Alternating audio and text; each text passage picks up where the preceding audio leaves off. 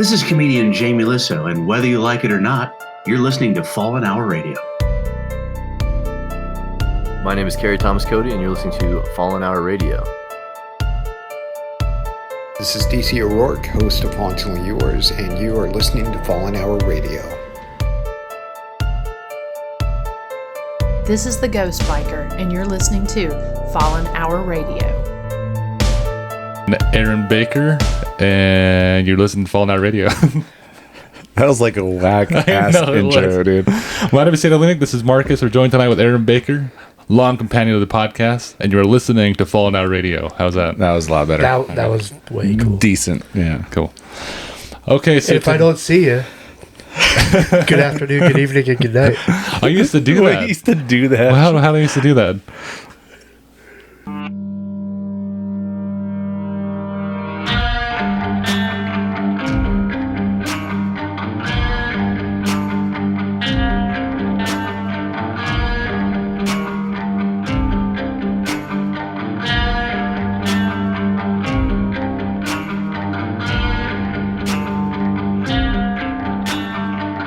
So tonight's podcast, we have literally nowhere to go.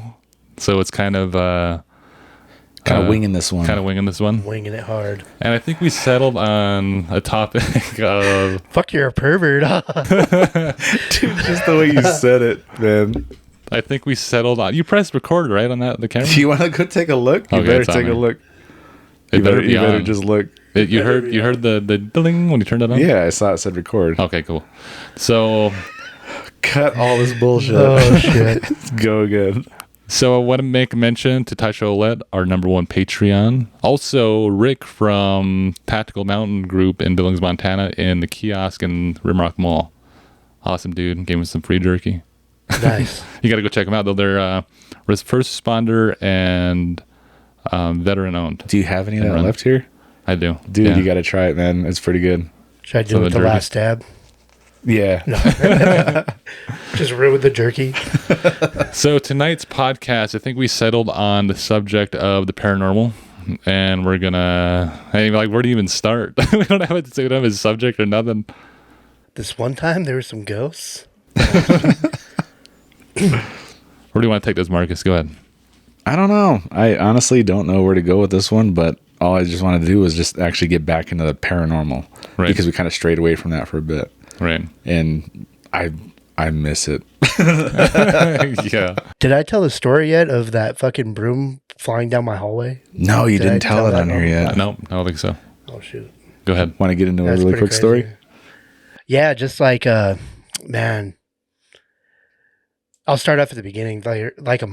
Maybe a month, maybe 2 months ago, I was drinking with Gus and those guys in the garage, and Jessica calls me. And usually she doesn't really call me. She just texts when I'm doing that. She's like, hey, there's somebody in the house. I was like, what the fuck? So, like, me, Gus, and Zach all pile into my truck like a freaking SWAT team and run in there and fucking, like, clear the house. And there's nobody there.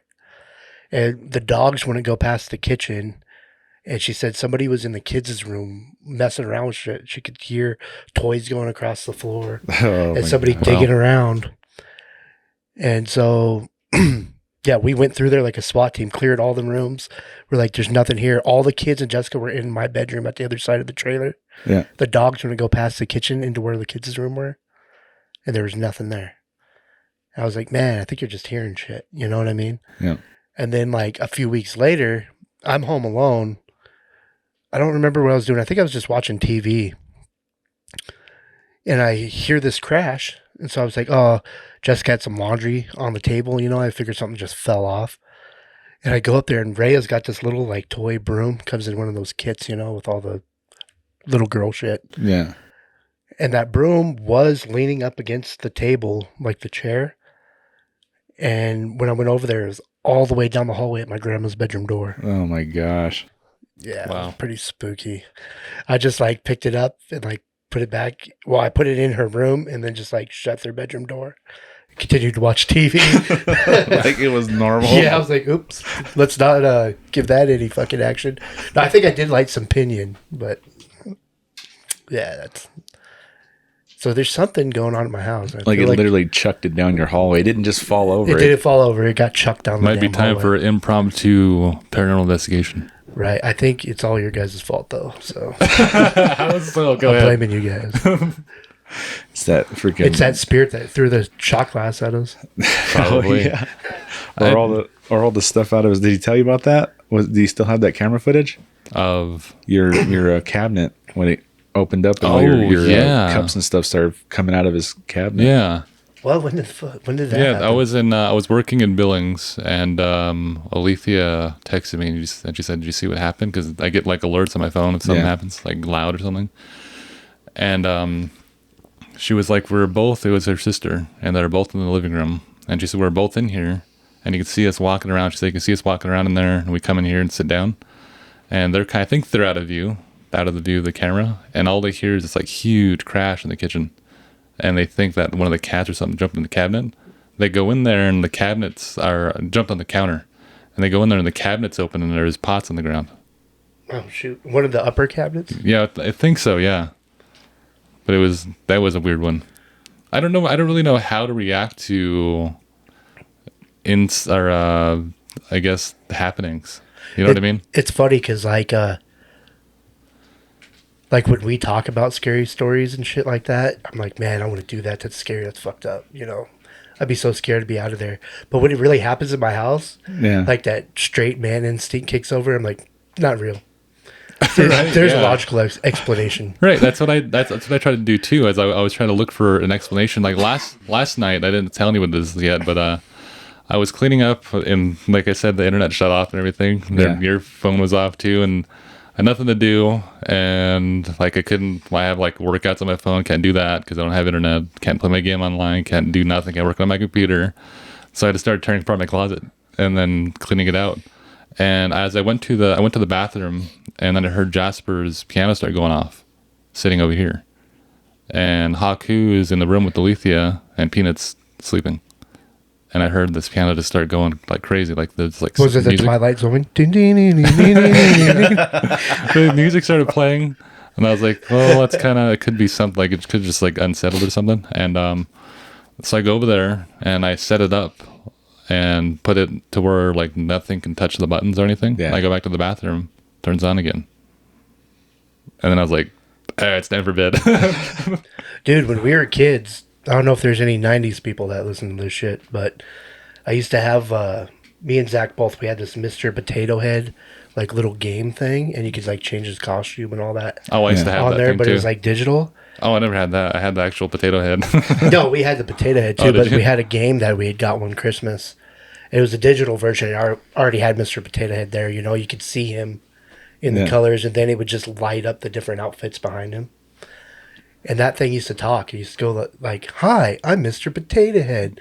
Come play a game with me," and stuff like it's, that. Yeah, it sounds like it's ringing a bell to me. And then that thing would go off. Like, we had this thing for years. Like, there's no way the battery should have been alive. And it was kind of like freaking, what the hell is it? Dane Cook has a story about, like, the alphabet one. Oh, yeah. He did that kind of shit. He, like, got demonic sounding after a while. And me and Zach used to, like, smash that thing and throw it in the toy box with it off. And it would just come on and fucking start playing. We'd get strange. scared. But, like, we wouldn't, like, throw it away. I don't know why we wouldn't throw it away. We should have just chucked it in the garbage. But it ended up, like, shipping out later on. Like, we moved and all that other stuff. Didn't hear it for years. And then, like, one day, we're at our, like, 2 houses later. We're at the house on Cody. Oh god, it had to be our that house. Yeah. Our And house. it freaking, it just started, it was at the bottom depths of, like, a toy box somewhere in the basement. And we were playing Nintendo 64, and that motherfucker went off again. What the heck? Hi, I'm Mr. Potato Head. Come play with me type shit. Dude, Like, all deep. play with me. Come play with me. Dude, but I mean, literally, this went through like what 3 houses. Those batteries should have been deteriorated by then. Right, we got that thing in, like, it had to have been, like, 97. Wow. And then this is way later. It's, like, 2001. Wow. Wow. And this thing's still trying to play with us and stuff. And we got rid of it after Alethea that. was just born. She got a freaking potato head. I was born in 91, so Dude, come on. that's insane, man.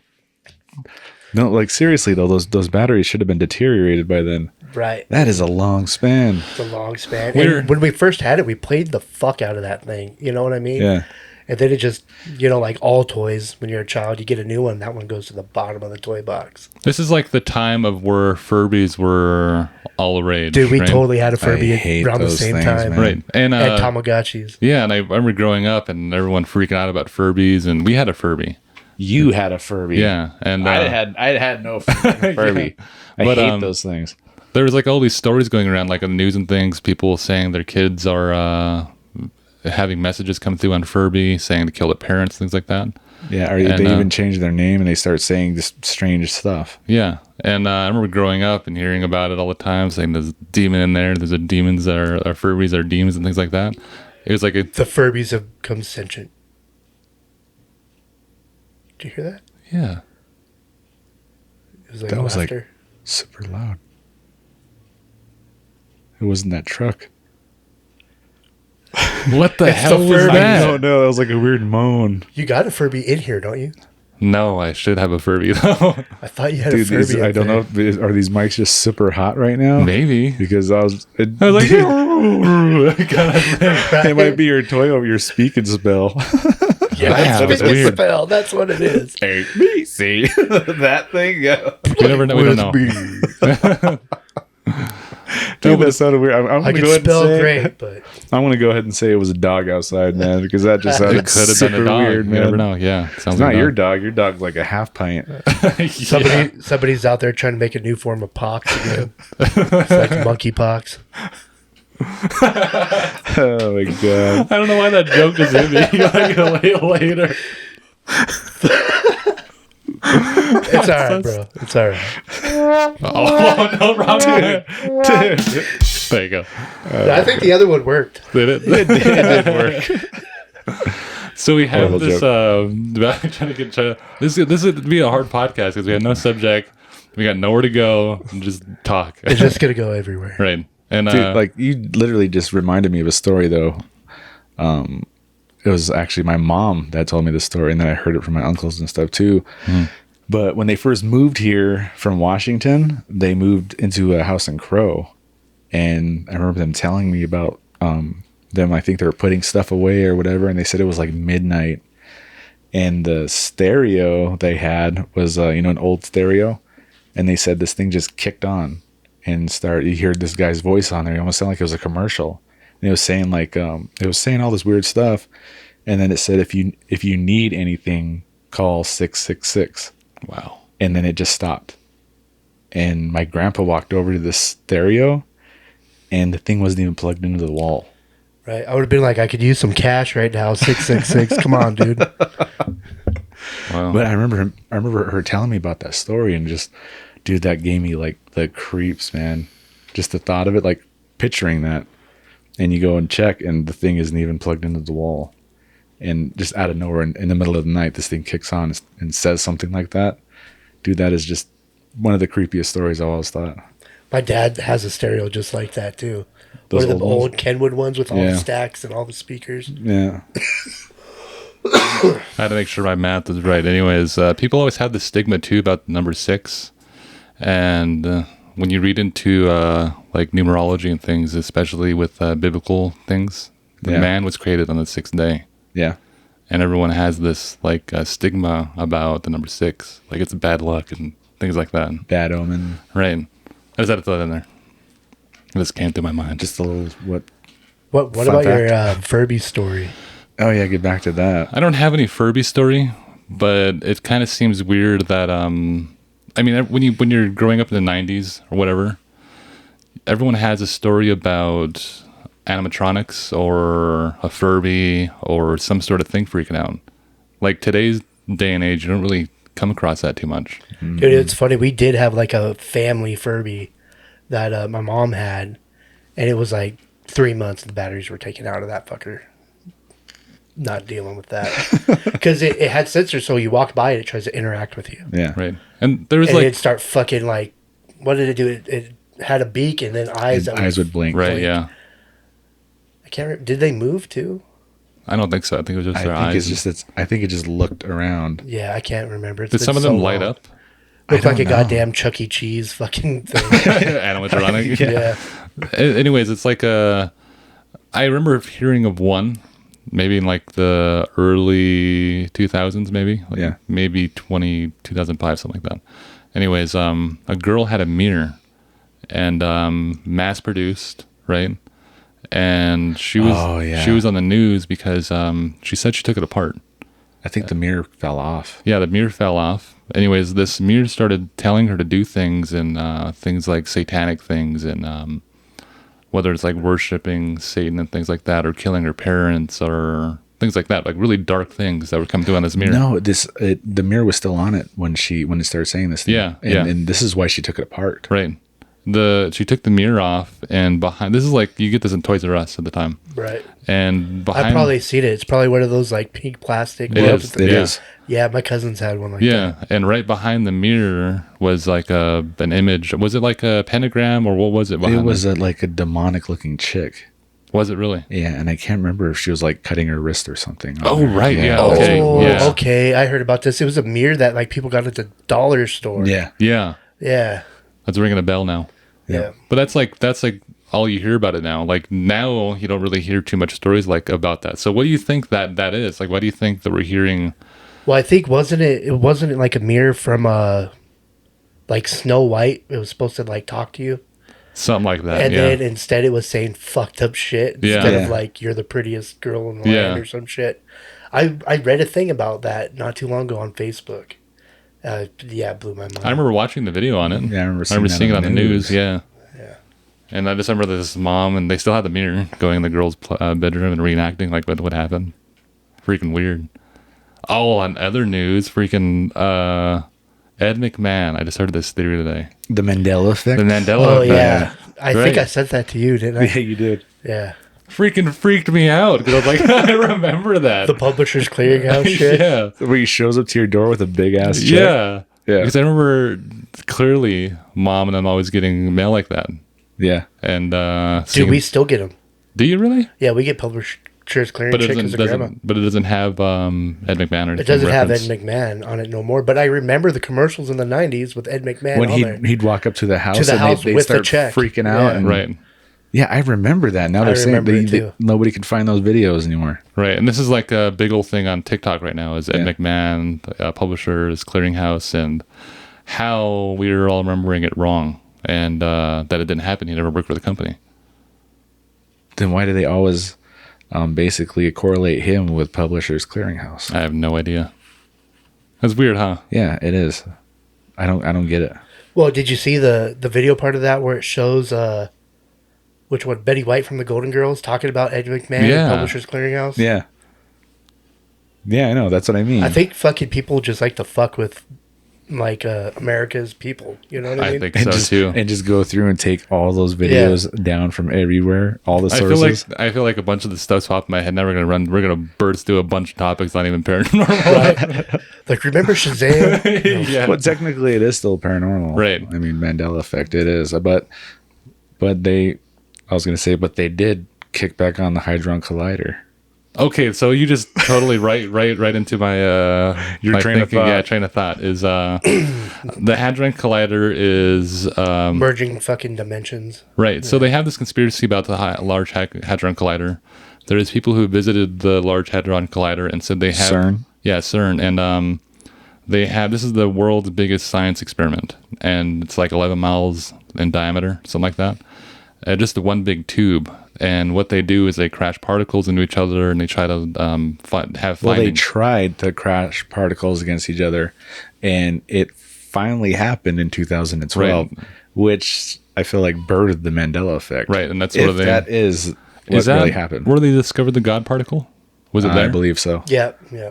Anyways, now, like people are visiting this. There was somebody who visited there, and he said it's kind of strange when you go in there because they have these tapestries and Statues. and things like that. I've never seen the statues yet. I have. Like, I think it's like outside. Right, and they have this tapestries there, but they're in through all the languages on Earth, and all they say on there is hello.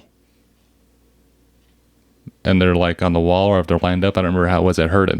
That's strange. And it's like So now we have these conspiracies saying that this is birthing the Mandela effect, and we're kind of morphing into other realities and different, what do you call that? Dimensions? Yeah.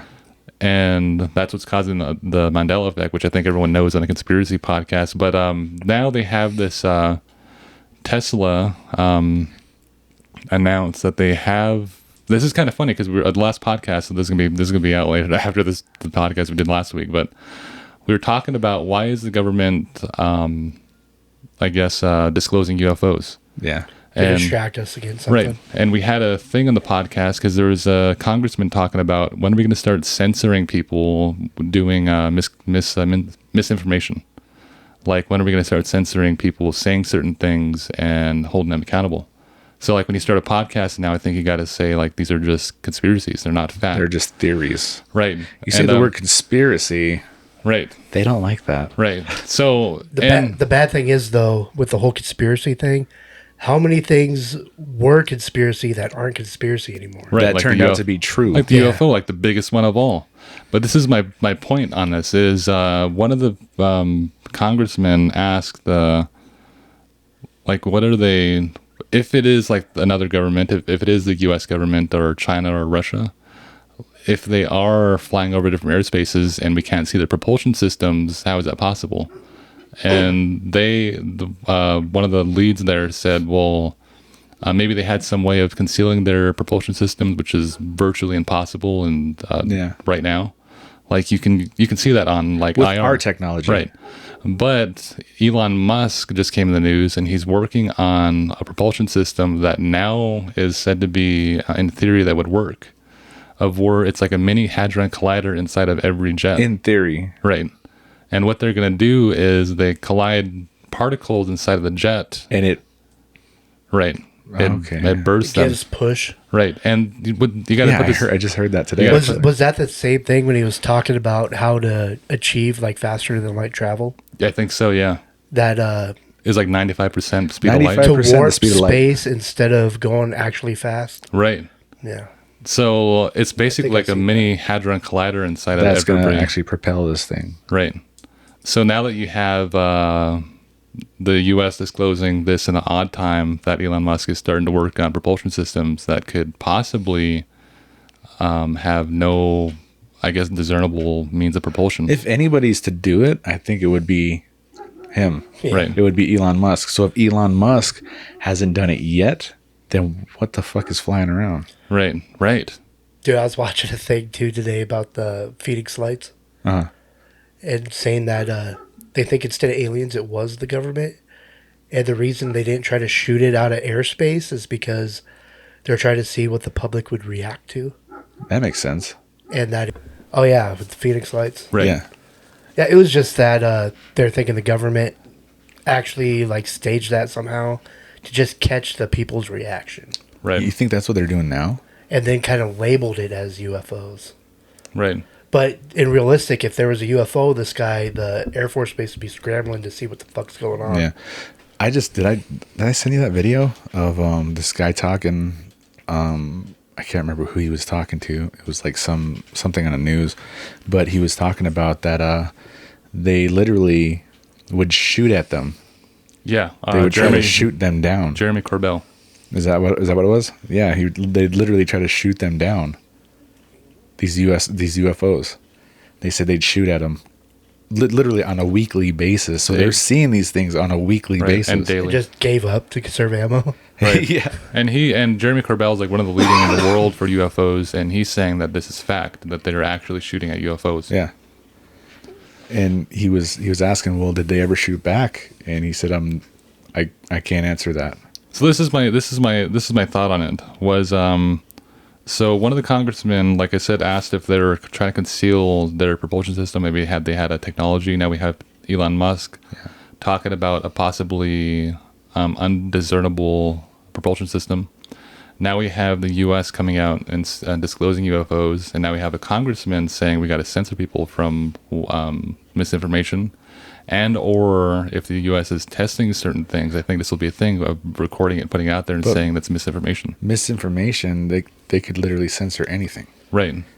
Literally, it's like, what, freedom of speech. Right. That's why we have a First Amendment. We Right. can't do that. There's supposed to be no censorship. You know what I mean? Yeah, but I think that's where they're gonna start pushing is this censoring misinformation about UFOs, because they're probably gonna play at it at like a national security thing of where you're putting out, they're freaking people out or something, or you're saying things that can get you in trouble or get, you know what I mean? Yeah. Did you see that one that was like above the clouds? And it looked like a freaking, almost like a headlight or a spotlight. Oh, yeah, I did see that. Did you see that? You sent me that. Yeah, I did. I sent you that. It didn't see that almost one. looked like a tentacle of light Yeah. whipping around. Yeah. Yeah, dude, it was just weird. Like, you're starting to see all these weird things now. Like, I don't know if they're all real. I mean, of course, some people fake them, but it seems like pretty easy to kind of see which ones are fake and which ones aren't. That's the bad thing. We have such good technology with freaking like Photoshop nowadays.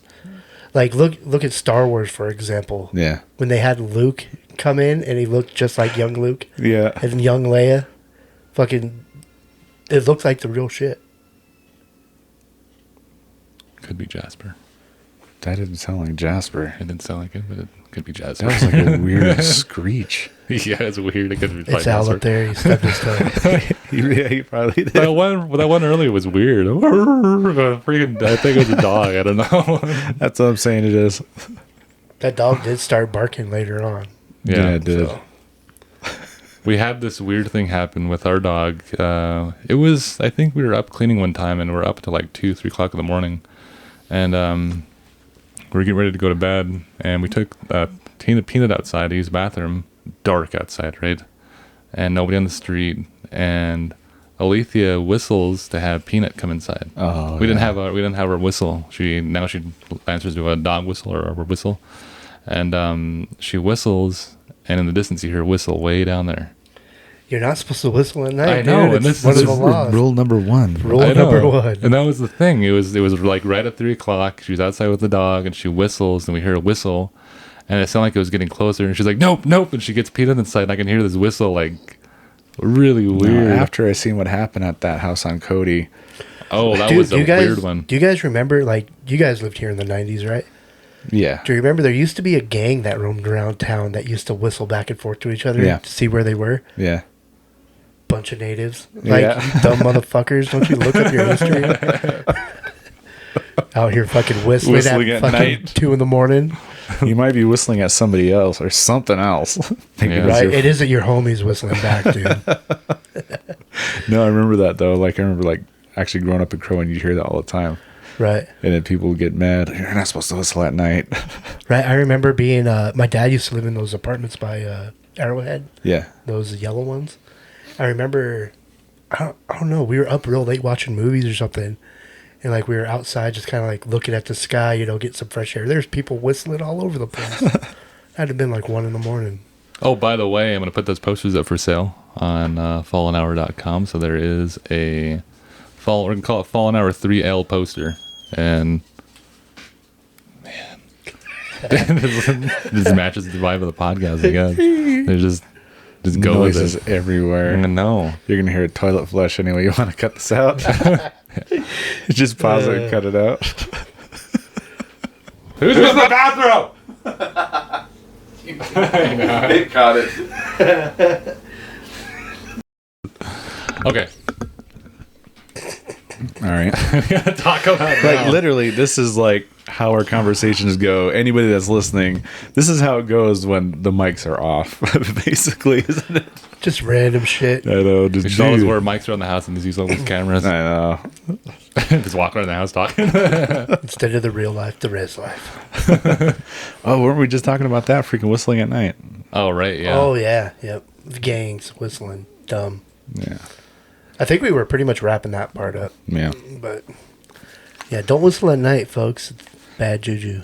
I mean, The hell was I I've gonna always say? heard that, but the one time that I actually seen something was when we were on that house in Cody, and Al whistled. Yeah, Yeah. that was what you were talking about when they kept coming up, like, from tree to tree. And Yeah, and it was behind the like it building. was hiding behind things that you could not hide behind, like a freaking like a light pole, Right. and then something would peek out.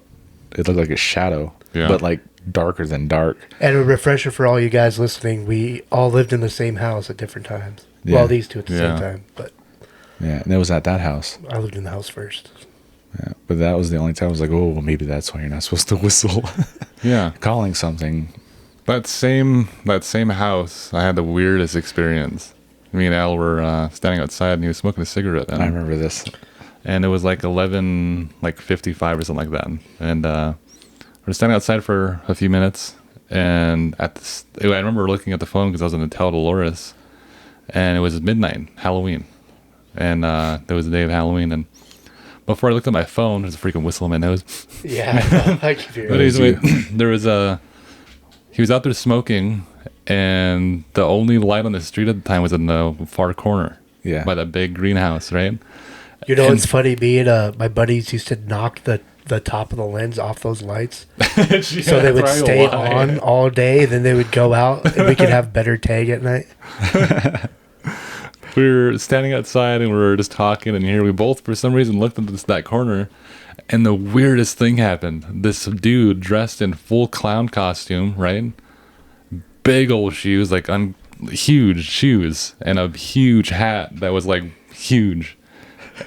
And he like jumps off the curb on a unicycle and just goes by real quick. And At midnight, Al looks at me. He's like, "Did I just see that? Did I just see that?" I was like, "What the hell was that about?" I had to call Dolores, and I went to get my phone. It was midnight because she's terrified of clowns. and she's terrified of it. It was freaking weird as hell. And we jumped in the car, and because we wanted to go find this guy. See, we actually saw a clown with massive shoes and a huge hat on a unicycle. And we took off down that road, not even a couple minutes after him, and couldn't find him. That's so, especially in Hardin of all places. Yeah. Just disappeared. Whoever Pennywise, that fucking guy clown. was. I know, who's probably leading you guys somewhere. Oh, gross. Stop and you hear whistling and a laugh. Pennywise's cousin, Buffalo Nickel. Oh, my Oh, God. yeah, that's one of the weirdest things that ever happened. But I think in the future, I do want to cover societies, secret societies. And especially, which one did Alex Jones infiltrate? Remember that? The one with the owls. I can't remember what it was. The owls. It's the one with all the celebrities that go to this island. Talking about not that Grove, is it? It is, yep. It is? Yep. Yeah, don't they worship an owl, or is that a different one? It's I like think it is. It is, I don't because, know if they worship an owl, but there's like a ginormous owl like statue. yeah. And he infiltrated that and brought a camera with him and his buddy or something like that. Yeah, I remember. And they got in. filmed it. And they filmed it. A bunch of these stars there, and they're simulating Like a sacrifice. A sacrifice, yeah. They were saying like they don't know if it was a real sacrifice or if it was like a dummy. Right. Yeah. Because it was like wrapped up, wasn't it? Yeah. And it's like And wasn't there like a scream? yes, when they toss it in there? It was a weird thing, and I think I want to look into those in the future. Hopefully, we're okay to do that. About to get sacrificed to an owl. Right. Freaking weird. But what do you believe? I mean, we always change our mind on certain things. Yeah. We're going to jump totally off of that subject. I just want to mention that we want to do that in the future. But everyone's always talking about the paranormal, whether that's residual, intelligent, or I guess those two, or poltergeist, things of that nature. I think it's a mixture of all. Right. I don't think it's just one thing. I think it's actually like different things in different places. Right, because I have a hard time. Because when I study, I know what I believe, right? Yeah. And I know that people have bias towards it and things of that nature. And but when I watch a show with whether that's people talking about demonology and things, a lot of things I learn too are that correlate with those things. But when they talk about a spirit or they talk about a demon, and they divide those two, saying that these are two separate things. Yeah. And then you have these occurrences happen, and whether that's them getting their evidence, and based on a certain action or a certain way the spirit is connecting with them, they place it in a category. Okay, so Like- just by the way it acts, they Right. categorize it. Right. But then you also hear about ghosts or demons or whatever, I guess, mocking children. And then so they interact with a girl or something, and they categorize that as immediately just a intelligent being or a ghost. My take on like residual hauntings is like dimension crossing, or like Right, and that's one of the ones I'm fond with is the dimensions. like maybe like the stuff happening over and over playback is us like kind of getting too close to another dimension or like another reality, Right, and we're just seeing them, and they might be seeing us as ghosts too. right. I like the theory of that. But the intelligent ones, I think a lot of those can come from fucking just the energy that's here from people dying and stuff. So you feel like it's more of a dimensional thing rather than time? Yeah. Yeah, I don't think it's like, when it comes to like the residual hauntings, that it's always, whenever you get those hauntings like that, it's always people from way back in the day. Yeah. Why aren't we getting somebody from the fucking 80s, with a mullet? Yeah. Right. Working on his Camaro all day. You're like, oh, this fucking Camaro's weird. That is a good fucking point. Fred with the mullet over here. Yeah. It's always somebody like from the 1800s.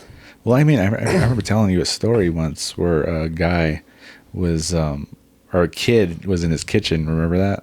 Or he walked into the kitchen and he saw a guy standing in the kitchen at the counter. Oh, right, yeah. And he turned and he looked at him, and then the little kid ran off. Yeah. And he said that guy kind of faded out. And then later on, like when he was older, he said he was in the kitchen making a freaking sandwich, and he heard a noise, and he turned and looked, and he saw himself younger look at him and turn around and run away. Okay, dude, I've said a story on the podcast just like that. Yeah. About like a haunted story in the Native American folklore or whatever. Oh, that's about right. Some kids going and checking out this place that is supposedly haunted, and seeing a guy chasing him down on a horse and throws a tomahawk.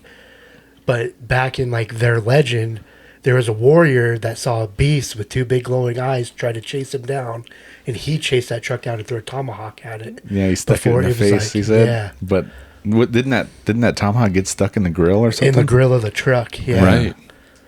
And it was like a story, and like the same people colliding with each other in different time periods. Yeah, so that I always find that stuff really strange, because I've been hearing a lot of stories like that. Even I just saw one on TikTok. This woman said that she was like, having like suicidal thoughts and stuff like that. And she was thinking about, committing suicide. And she said she was laying in her bed, crying. And then she said she felt arms wrap around her and comfort her. And she said she felt really comforted. And she decided not to go through with it.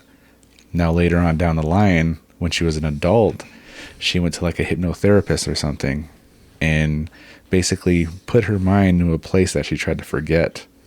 And she remembers walking through this house and seeing herself laying on a bed when she was younger, crying. And she said she went up and gave herself a hug and tried to comfort herself and telling her not to do it and everything's going to be okay. And it wasn't until like a week later she thought back, maybe the person that wrapped her arms around her was her future self. Right. Trying to stop her from doing it.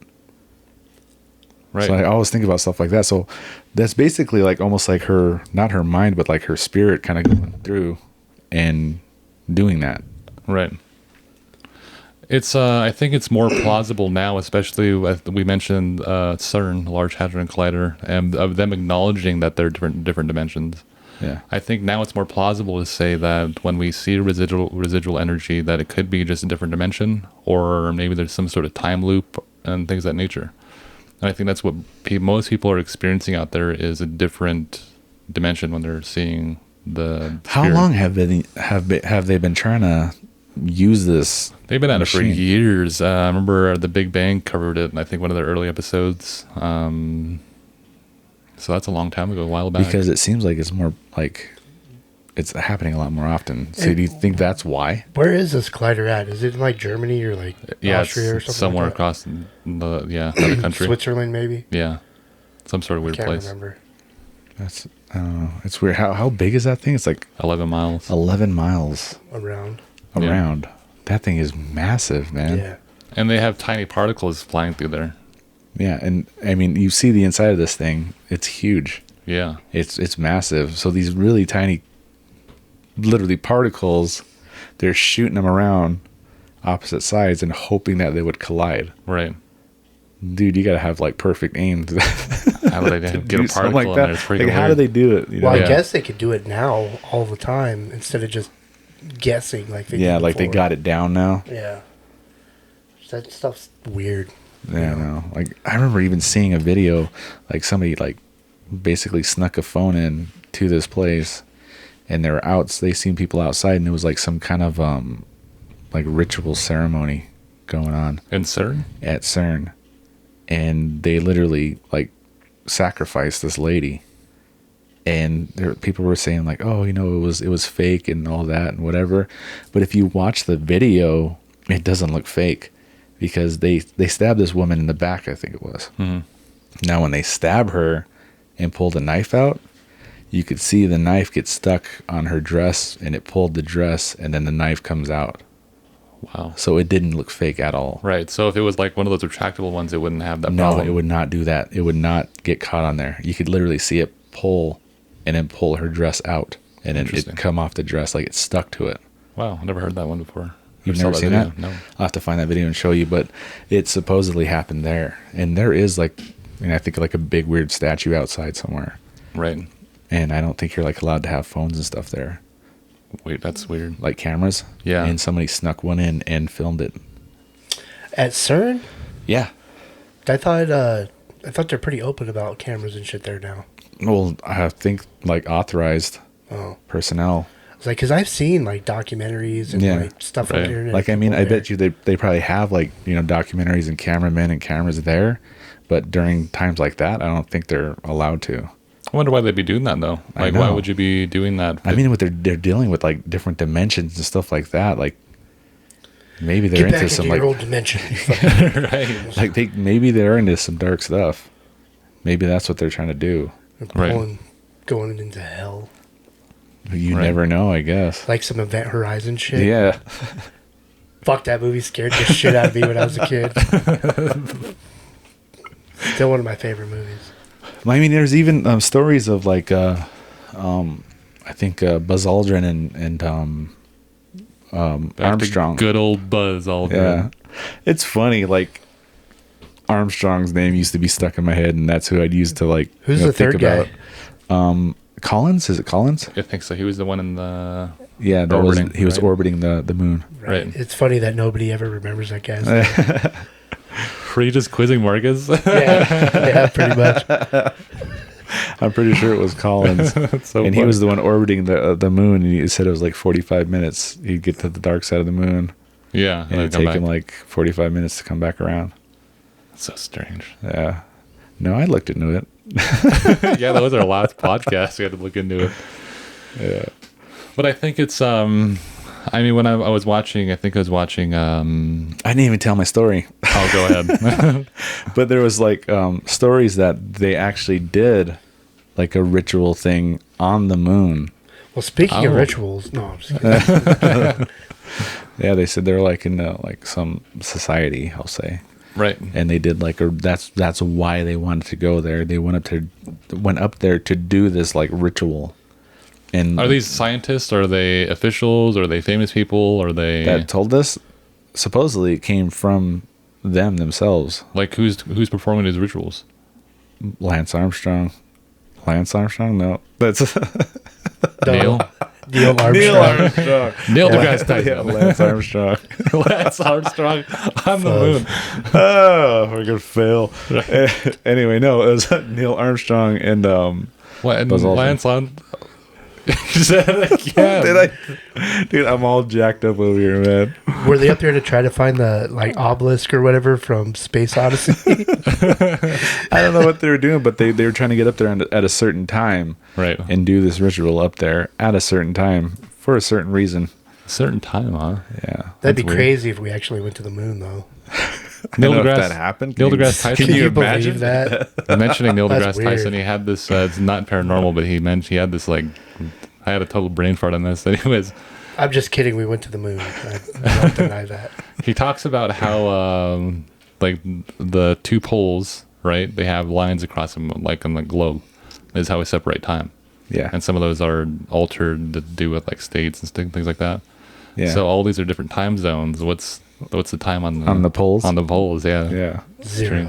I thought about that. Dude, Not related what at the all. hell was it? I watched a video of like the sunrise, like the fastest sunrise and sunset at the poles. It was like was real it, fast. It was like I can't remember what the time was. It was like 15 minutes for the sun to come up and down. You couldn't Dang, that's see fast. Wheezy's hand moving, but it's just we'll put a whoo there. At a swoosh. Yeah. These aren't the droids you're looking for. No, but I was watching. I mean, I watch all these paranormal shows all the time. I'm always reading on demonology and things like that, or reading the Bible and things for scriptures and trying to like find leads and things. And I got to thinking about like we grew up and we had all these different experiences. But we look back on them, they're like almost not real. You know what I mean? Yeah. Like we've seen demon possessions, we've seen exorcisms, things of that nature. Yeah. People doing weird things and speaking different voices, tongues not moving, things of that nature. The smell of sulfur. Right. And I remember seeing a girl scream, and a table moved, and she didn't touch it. And things like that. Like, you don't really... There was even one in a van, and this van was an older van, and it did not have any electric doors or anything, or electric locks. And we're on our way to church, and the locks started going up and down because this girl that was in there was possessed. Right. And she started kind of freaking out, and the doors started going, all the locks started going nuts in that van. There was a book. Wild card. Now, this is before I mention this book, I want to mention Mom had a story about a relative of ours, and we all know who she is. But they said she had to have had like a possession or something like that. But anyways, she was sent off to a psych ward. She came back. She got her psych card saying she's sane, and she was open about it. She would tell you, "I got my card, I'm sane," and you can ask her. She carries that on her all the time. I think she's since passed away, but she said, my mom said all the time, and this is the time like Mom and them have the memory now. Like they're old enough to remember things like this and go to friends' houses and things. And at the time, this woman was troubled, and this is a close relative of theirs, and she had a thing of where she could turn on lights and a lamp without even being near it across the room. And they would tell her to do it. They would say, turn that lamp on, and or pick like a random thing. And She would clap. No, I'm just kidding. Right. But the lamp would turn on, things of that nature. There was a bunch of weird stories that Mom had about her. But she went to psych and came out, was sane, and then she was totally normal. I think they did some sort of, like, they prayed for her and things of nature. But there was a book, and this is a book that is... I remember. This is a book that is highly controversial, or at least it was back in, like, the early 2000s. Yeah, I remember this. And it's called He Came to Set the Captives Free. And I remember people... There's a warning in the beginning of that book. Right, saying while you read this book, you're going to be interrupted and things of nature. And Literally, something will try to stop you from reading it. Right. And we had a family friend, and she's a world-renowned author and New York Times bestseller. Her name is Mary Kay Baxter. She passed away this past year. Yeah. Anyways, we have like books and signed copies and things of that nature. And she would always tell us stories, and she would put those in her books later on. It'd be kind of cool to go back and read those and say, hey, we heard this story growing up. But she spent 2 weeks with us at one point. I think this was when our grandfather passed away. And this is a time where this book was raging. Like, people were buying this book. Christians were buying this book and things of that nature. This woman that we spent time with, Mary Kay Baxter, she was a different one. Like, you would be around her. She was constantly in prayer. I remember picking her up at the airport, and we took her to, I think it was Lodgepole or something, like way far. And constantly, from the moment she got in the car, just instant prayer, not even saying hello to us or anything. And got in the car, and then she would like break and like talk to us for a second, and then go right back into prayer, like constantly. That's how she was. And she would tell us things she's seeing, like I see fire and things of that nature, and then it'd be like certain things that happened later on in the day or something that would something would pop up, and it would be like confirmation of what she saw. But and you would go to her services, and people would find gold nuggets around and things of that nature. They'd find like gold flakes at their house, and Or things shavings of that nature. would just fall. Not only that, it was like she called it angel dust, And what it was literally like the finest powder, and I've never seen anything sparkle like that. And it would literally like rain. Right. And like it was weird, dude. There was a time where we went to church with her, and we came home, and she hasn't been to the house, hasn't been near her house. And I remember her mom freaking out, like right away when she got out of the car. I remember this. And she said, there's gold here. And I was like, what? And I remember I was little. Got out of the car, and there was actually like dust all the way up into the door. It was like our entire walkway was shimmering. It looked like diamonds. And she said that happens everywhere angels walk. That's what she told us. And literally all the way up, I remember, I'll get to that part, but I remember being in that service, and I remember there was this lady that kind of sat in the middle of the rows, and she said that even people would find angel feathers. Right. Feathers would fall. Man, I remember feeling that, and it was like the softest thing ever. Yeah. And there was this lady that wanted a feather, and she had her hands out like the whole time this during the whole service because she wanted to catch one. She said she was going to get one, and I remember her saying that there was like an angel dancing in front of her, like saying like kind of like playfully like a kid. She said they're like childlike, some of them are childlike. And she said it was like basically kind of teasing her, saying she's not going to get one. She was sitting there the whole time like that. And literally at the very end of the service, a feather fell in her hand, and right on her hand, and she caught it. And I remember she got up, like when she got up, literally it like sparkled all the way around her. And when she went like this, it was like just sparkly flying off of her. And I remember asking her about that after the service, and that's what she told me. She said everywhere angels walk, there'd be this like shimmer. It was like this dust, but it was like literally sparkled like diamonds. And we get home, and literally all the way up our walkway, we had this long walkway going up to our door, and the whole thing was just shimmering up to our doorway. Now we opened the door, and inside our house there was a trail that led to every single room like that. You flick the lights on, everything was just shimmering constantly. And it was pretty crazy. Right. She wrote a lot of books: The Divine Revelation of Hell, Divine Revelation of Heaven, and the Divine Revelation of the Spirit Realm. Right. A lot of books. Anyways, I'm painting a picture about who this woman was because this other book came out, and I think she knew the lady or something like that. And she said to be careful. Yeah. And I was like, okay. And she says because this woman, she did get saved. She was one of the 7 wives of Satan at one point. Yeah. And she had stories about this woman that wrote this other book, something Brown. Anyways, she had stories about meeting Satan, their first time, the wedding night, things of that nature. She got saved, and she had a story about him on the road outside of her house, and he couldn't come onto the lawn because she was saved, and she was prayed over the house and things of that nature. She said he was dressed in white, and he was on the road screaming at her and saying things about her and bringing up old things about her childhood and things like that. Bringing up her old life. Right. And I think they had intercourse too, and the bite marks and things of that nature, so that it was like really torturous to be with this person as she believed was Satan, or they believe was Satan. There is this if you guys don't know about this, there's this society about this, of where they believe they meet Satan. I believe this is actually true.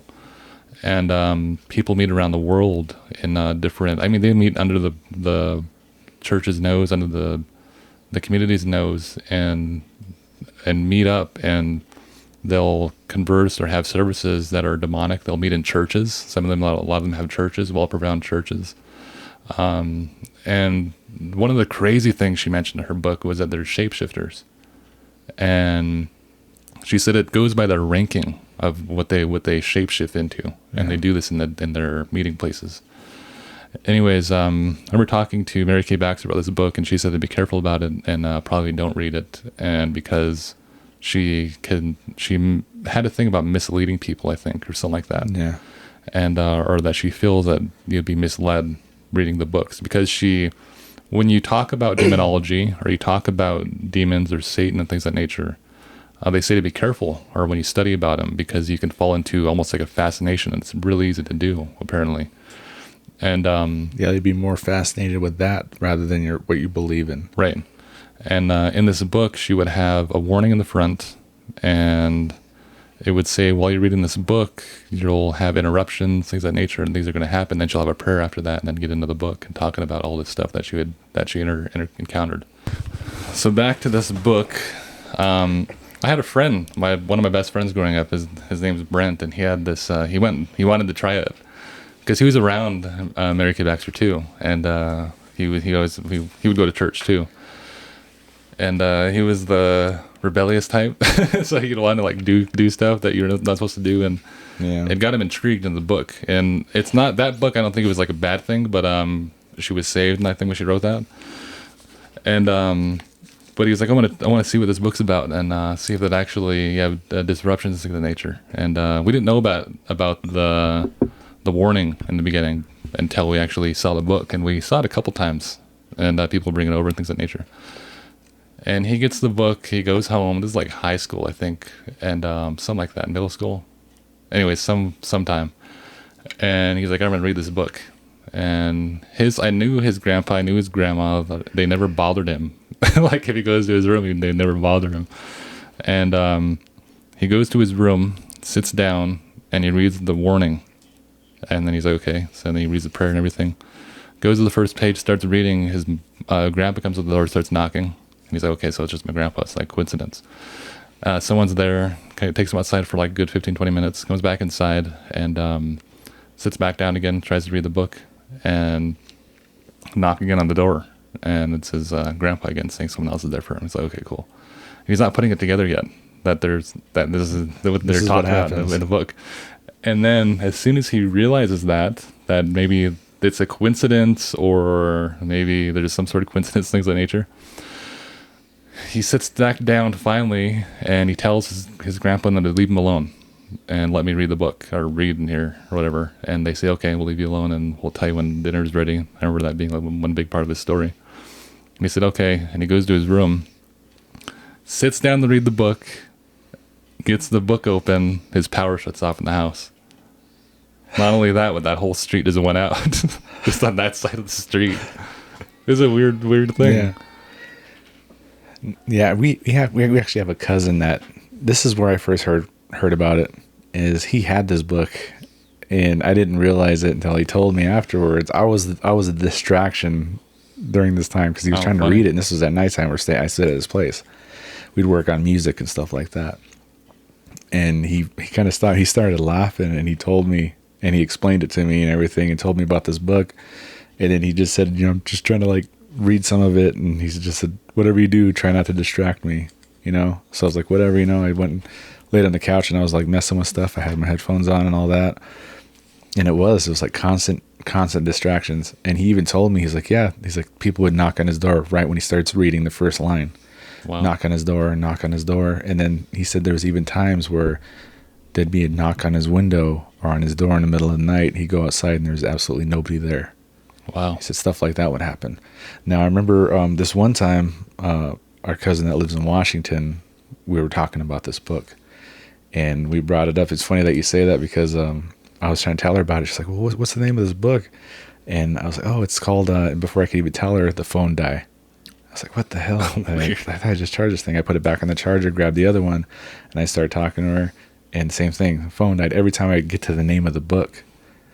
I think I remember you telling me this. And I was taking out the garbage, and I grabbed my third phone, and I was walking outside. I get to the bottom of this walkway, and I throw the garbage in the can, and I turn around. I was like, anyway, the book's called The Power in Olive Crow. Shut off. And there was no storm. The skies were clear. I just remember complete darkness. I was standing outside at midnight, complete darkness, and just that thought just made the hairs on my neck stand up. I started looking around like, what the hell's going on? I've only ever seen that happen one time when I was outside, and the sound is weird when the power shuts off, like Olive Crow. And it was snowed out. Everyone was trapped inside, and there was like no tire marks anywhere. And I stood outside, and I can hear the power shut off, and you can just hear it, boom. It's like, oh, that's freaking weird. That electric hum that you don't notice because you're so used to it. Yeah. I remember, it wasn't even that long ago. I was at work. I think it was when I worked at Senex. We had the power go out, and it it went out just on this half of town, and you could hear that. That weird. Yeah, it's weird. I'm like, what the fuck? It's loud when you hear it, but it's like, does that actually happen all the time? Is that like a frequency we don't recognize or something? I bet it is. We're just so used to it. Doesn't matter. But I had a question. Right. Before we get to that, I want to mention that I did read that book, and I went through it, and that's how I found out that there was a society, 7 Brides of Satan, and this is a real thing. And they'll have a ceremony for you.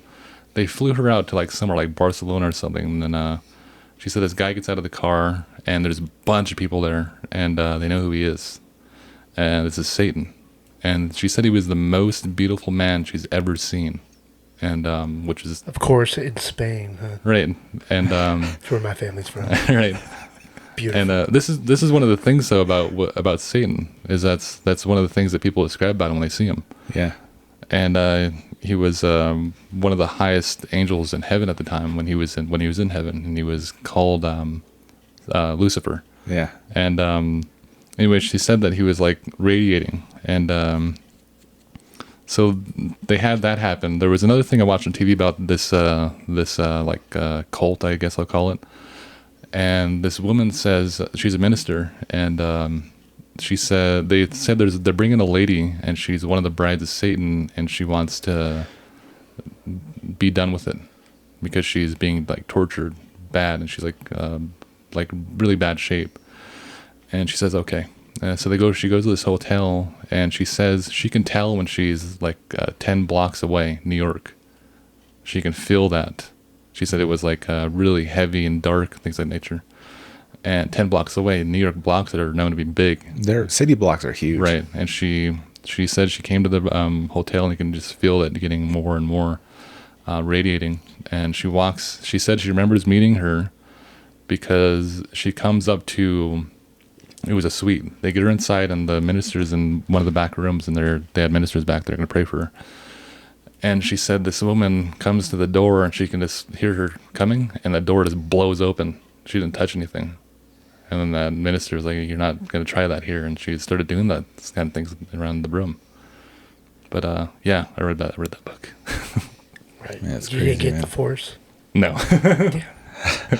Be a lot cooler if you did. Because it is an actual Christian book, and they talk about Christian topics. The only thing wrong with it that people could say could mislead people is they have chants in there, real chants that were in that you probably shouldn't be repeating out right, loud. Yeah, right. yeah, And exactly. satanic rituals. They have spells and things of the nature. Just things that she, as an author, is going deep in. Basically, like what we do in the podcast. We go and we try to find the dark things and bring those out, whether that's like Native American culture and things of nature, things that people don't hear. Yeah, And that's what she was basically trying to do in the book.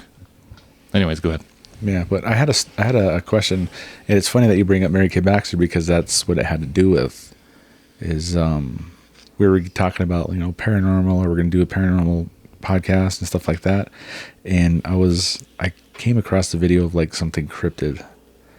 And that made me kind of think, because now when talking to Mary Kay Baxter, she described hell. Right. And the way she described hell was just, insane. And she said that there was this one story she told me. She said there was these pits. Now they're about 6 foot deep and I think about 6 foot wide. And she said that there'd literally be fire would come up out of them, and there'd be people in there burning. Right. And she said these people would be, basically that's what they'd have to deal with forever. Mm-hmm. And some of them would try to climb out and escape. She said she would see also ministers down there. Yeah. And they'd be down there preaching and trying to like repent and things and pray and whatnot. Yeah. Crazy things she saw. Yeah, basically trying to make their way out. Right. By trying to basically speak the word and stuff like that. And right. Hopefully that... All the altar boy abusers in there. Yeah, hopefully right. God will, take them. Right. Now, she described this place, and one of the things that really stuck out to me that she told me was when these people would try to escape these pits, she said that up on the wall there was like a demon. And the way she described this demon is it almost looked like a bear. She said it looked like just this big beast that looked like a bear. and this thing would literally jump off the wall, and it would swoop down, and it wouldn't touch the ground. It would come down, it would literally hit them back into their pit and fly up to the other side and land on the other wall. Wow. So this thing is a demon, Right. but it's physical. It's not disembodied. Right. Now, do you think that some of these things that people are seeing could be something like that? Well, I don't know if it's physical, because she mentioned also a story about seeing a woman walking down the street and she was depressed, and they call it a way to put it. She's not looking at it through a natural, I guess, scope. When she they call it discernment.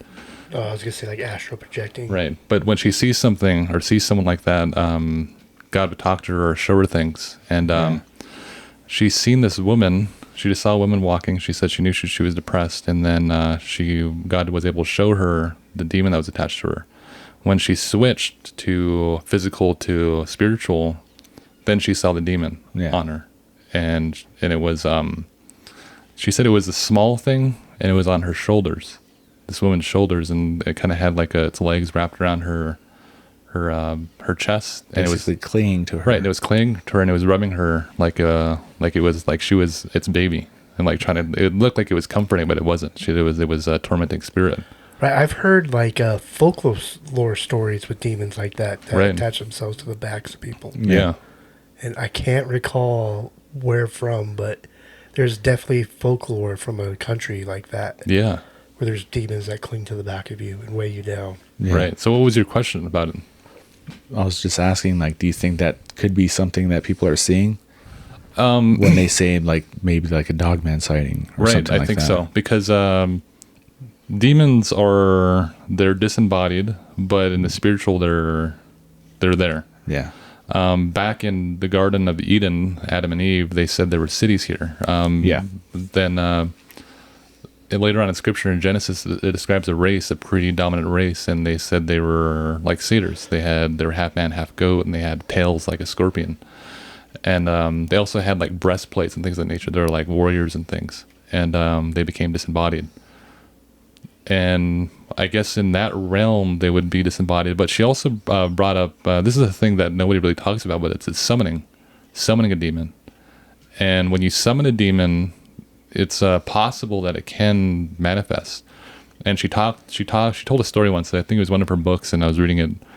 And there was I think it was a documented case in Haiti, and these people were freaked out. And this is like maybe the 90s, 80s. These Haitians summoned a demon, an ancient demon that they all knew. They named it and everything. They had history on it, and it was like ancient to their culture. They summoned it. When it came out, it turned out to be a huge snake, and the snake was loose on Earth for I think like 11 days, something like that, and it terrorized all their villages, and it was eating people and things of that nature. It was like the real thing that happened there, and they have like I think it was like a documentary on it, or something like that, some sort of weird like cryptid documentary or something, talking about paranormal happening or something. But she talks about how that could be possible. I have yet to get to that point to where I can say for myself, anyways, can you see a physical demon, like touch it, things of nature. But angels, on the other hand, can be physical, and fallen angels, I believe, also can be physical, and they fall into a demonic category.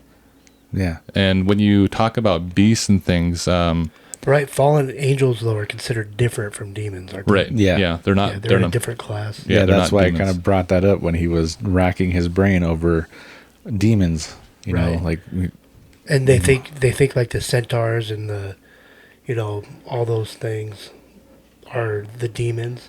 Right. Like fallen angels kind of came down and then manipulated those beasts from the past to be demons. Right. kinda. It's possible because I think I heard that before. because you have the story of Noah and how the human race was, I guess, tainted through angelic blood. Yep. And they had giants and things of nature. And But when you're talking about, I mean, when Satan took all these angels, a third of heaven's angels, there had to have been living creatures in there. There had to have been seraphs and cherubims and things of nature. All these different, they're called beasts in the Bible. And they describe them as horrible appearance. In Hebrew, it means awesome. They mean they're something you can't fathom, right? And they're beasts. They call them beasts or living creatures and things of nature. They have the face of a bear, lion, an eagle. There's one of those. They look very strange. And I think when they fell, they could possibly take on different characteristics. I remember on the way to Billings, she said that she saw like an archangel, and it would literally have like a face on each side. Right. And she described it like that. One face looked like this, the other looked like that. And she said it was wearing like, armor. And she said when it breathed, fire came out of its mouth. That. Yeah. There was, because then all the angels have different classes or different ways that they were created for, whether that's like worship, revelation. There's angels that sit around the throne and they have revelation constantly, or worshiping and things of that nature. And we've described this numerous times on the podcast. Yeah. I don't think anybody's learned that part though, that they have different classes and different functionings. When we talk about like demons and things, it's like, how do you, because we didn't have that. How do you describe it? Right. We didn't have that on the podcast yet of, is it possible that it can manifest? I think we talked about it, but we couldn't really wrap our head around it. Yeah, that's when I said it maybe it's a fallen angel. Right. Now, I always come back to that because it creeps me the hell out, and he hates it. But every time I always get that image pop in my head. You're gonna pop that stupid that guy that said that something kept getting into his house. I think like in his sunroom or something, and into his kitchen, and he finally caught it on camera. He set up his iPad, and you can see this thing coming toward his house, and it comes into the light. Yeah. And this thing just looks grotesque. It's called the Bigfoot Gray Entity. Bigfoot Gray Entity is what it's on YouTube. It's on YouTube. And this thing literally crawls up and it's looking around, and it just looks creepy. Like if you ever see like like on Reddit and stuff like that, they call them a rake. Yeah. I think I've seen the video. This thing looks like what that is. And what really made me think this thing was demonic or a fallen angel is when his pastor, he's talking to his pastor on the phone, and he says, I got it. He's recording it and everything. And he's talking about it, and this thing is back. It came back. You could hear it in his voice, man. This guy sounds terrified. His pastor starts praying because this thing tries to come closer to his house. And when his pastor starts praying, this thing reacts. And the way it reacts, it's the creepiest thing. It starts flinching and twitching, and it starts crawling backwards into the dark, and it gets up, and you could see it move away. Yeah. Like it stands up and it starts moving away. There was a, now I'm thinking back on it. Yeah, I watched that video. Dude, video creeps me out, man. There was a biblical story, and I'm hopefully remember it right. I'm not going to try to get too detailed on it because I haven't read it in a long time, but it talks about a community basically, and there was a hill there, and they described this character or something on the hill, and it was I think he was molesting people, something like that, and they described it, I think. But that was like something they described, and also like the Hollywood Hill. I don't know. Beverly Hills. But it's like if there's descriptions like that, it just I don't know. It's like a really hard subject, I guess. Yeah, I don't know, man. It's weird. It is. It's weird, like to get into and like try to wrap your head around it. Man, I don't know, man. I got that image of that thing in my head, man. It's just you know what? Every there. time that he pops that stupid subject up, you know what I have to do? I have to go to YouTube by myself. Download the video while I'm editing, and I edit like this. There's nobody in here, right? In the dark, because I edit in the dark. Put a flash picture of that on there. No, it's a video. I got to freaking download the video. Yeah. And so he's gonna put that on there for you guys. We'll see if I get it. Cry in the bathtub. Yeah, I think I saved that on my hard drive somewhere. No, there was even a girl when they moved into the the place known as Skinwalker Ranch. She had a story exactly like that. I think it was the daughter. She even caught it on her iPhone. Wow. And this thing literally moved exactly like that entity. Oh, funny. It moved like it. I think I remember seeing this. She described it. Yeah. She described it. It was pale like that, and she said this thing would flinch and move when it would move. I remember seeing a video from Skinwalker Ranch, and it was on a documentary called Extraordinary. And it's this guy who gets bothered by UFO. Or he has this weird thing happening with him where he knows there's a UFO outside somehow. Or he'll get a feeling to go outside and look up or record. Or he makes music and it attracts aliens, things of nature, or UFOs that he thinks. And he'll go out to like the ocean side and play this music, and he would always catch a UFO, like 99 or 95% at least, every time he goes out. But he was on, I think he was like a podcast or something, or he was talking to some other expert, and he was on a Zoom call, and the camera's facing him. He's in the living room, the kitchen's behind him, there's a wall behind him, kind of in a distance. And this one freaked me out, because when I saw it, I was like, oh God, that's so ugly. But she says, you're not going to believe this, but there's a gray in your house. And then he kind of just freezes. And they show the footage. And before she says that, you see this little thing back there. And he's home alone at Skinwalker Ranch. And he was one of the owners. And you see this little thing in his kitchen, and it kind of just peeks its head out. And goes back really quick. And it keeps doing that to him. And she's noticing it. She said she noticed it before, but she wasn't sure. Maybe he had a kid there or something, or maybe he had children. And then she said she got a really good glimpse of it, and it was a gray. That is disgusting. I freaking hate those videos. There's also a video on YouTube where we watched this years ago, of where this guy lives out on a cornfield, of course, and he's getting chased around his house by what he thinks is an alien. He goes outside. He quiet night, no wind, nothing. And he notices there's movement out there, and his dogs are freaking out. He's home alone. He tries to go back inside and call somebody. I think it's like his mom or something. He has a camera. And I think something along the lines of like the door opens or something. And he freaks out. And what was that? you hear that whistle? Yeah, I heard that. It was like a tune. Yeah, it was like somebody whistling for their dog. Like, yeah, it did sound like that. So much weird stuff is happening. wow. That wasn't your nose, was it? No. Peanuts barking. You know she heard that. That's strange. It was like so light. Now it's all dark. You feel scared. Wow. Oh. Okay. Oh, dude. What the hell was it talking about now? I don't know, man. You were getting into it. Yeah, you were talking about the girl Skinwalker with Ranch. the gray at Skinwalker Ranch, and then you were going into something else. I can't remember now. I don't remember. That's so weird. Dude, Just keep looking into the dark corner. creeped out, man. This only happens every once in a while, where it's like It's this, when we get into this kind of topic. right. It's always when he's here. It's always when nerds say it's us, it's you, Aaron. No, it's good. Dude, did I tell you about those guys that were digging graves in Crow? No. It was like last month, I think. Somebody just told me this, and it was like, dude, that was like loud. That was like a door opening. There's nobody opened the door though.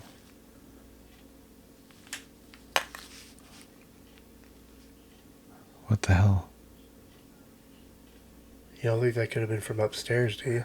I don't know. Not a We door can opening never up there. hear a door opening up there. It's dead silent out here. But in the headphones, I know I could hear TV. you can hear TV, but that was not the TV. No, that was definitely over the top of the TV. It's like loud. It was like loud, like distinctive. Right. But anyway, It's always when we get into these kind of stories, stuff starts happening. there's some grave robbers in Crow. No, dude. they're Last just night we were digging recording with Miranda Young, and we start talking. This you see this right. scarf? Yeah. Literally, this thing starts. There's no fans on, no nothing. We're in the middle of talking, and this scarf starts flopping around like this. Fuck. Like Dude, somebody's I pulling swear on to it. God, are those pot holders by your microwave? Where? Yeah. Yeah. Dude, like an hour ago, I swear I saw one of those move. You could probably see me freaking out in the camera, and I just didn't say nothing. I think I saw you react to it, and I was like, I don't want to look. I don't want to look around. Right. Right. It's now, so dude. weird. It's like it just gets weird, man. The mummy's out now. I know. This is You put it out. profound on the podcast. Talk about this mummy all the time. I bought a case for it, put a bunch of crystals around it. A glass case. Glass case. I bound it. With a mirror behind it. With a Right. mirror behind it. I'm not looking in that mirror. Dude, it's right across from you, too. I know. This is the weirdest things keep happening. I know. But no, there's these guys. I think this happened like last month, but a week after it happened, somebody told me about it. And he said that there was these two guys that were supposed to, I guess, kind of clean up and dig graves. And this was in the middle of the day. They were digging a hole for a grave, and they accidentally dug up an unmarked grave. Oh, shit. Now, when they dug this grave up, they accidentally pulled the top off of this grave, and there was a woman in the coffin. Now, she must have been there for a long time. She was just bones, and she was wearing an elk-tooth dress. Now, I don't know how long this... It wasn't Jasper. That wasn't Jasper, was it? Jasper sleeping. He's laying down by her. Nope. That's gross. That is gross, man. That's worse. So, they dig this grave up. Because I've been hearing Jasper this whole time, Yeah. I know, me too. and it's not Jasper. Nope. Oh, man. Do you think Bella's upstairs? You can't hear her like that. No, you can't. And a whistle? Fuck.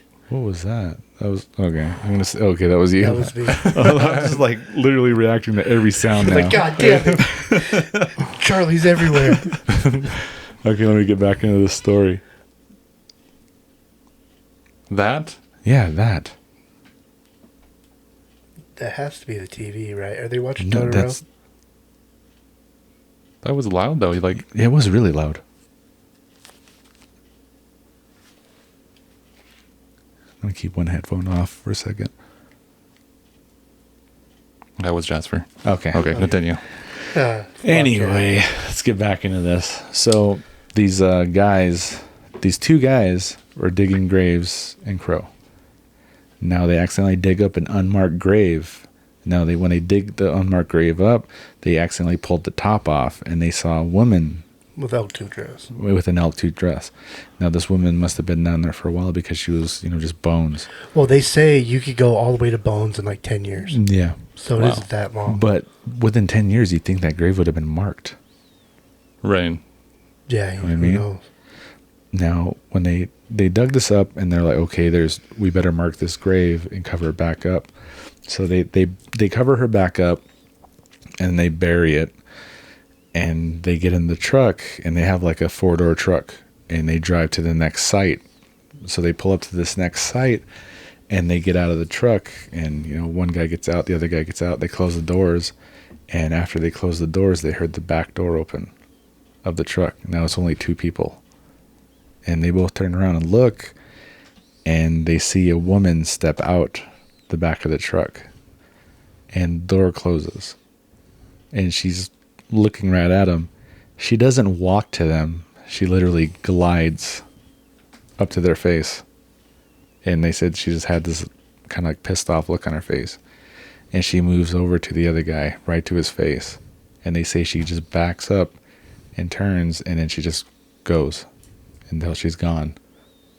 Now these two guys literally get back in the truck, drive down to the office, and they quit right on the spot. I can't remember their names, but they literally told them what happened, and they quit right there. Yeah, I'm fucking done. Yeah, they were done. This was in the middle of the day, and this literally scared the hell out of them that they ended up quitting.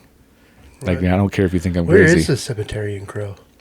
Oh up man, on the- we literally live right next to it when we're down there. Yeah. It's up by the water Like tower. within 100 yards at least. Right. Because I've never gone to a funeral in Crow. I always go to Lodge Grass. I end up there. Right. They have a nicer cemetery up in Lodge Grass. Down in Crow, it's kind of, it's back there, but it's like Yeah. they have a lot of, there's like no tombstones. It's not really up. Well, there's kept or kept tombstones up. and stuff, but it hasn't been kept up in a little while. But I think they were cleaning it up. Now they have a whole crew doing this Okay. after what happened.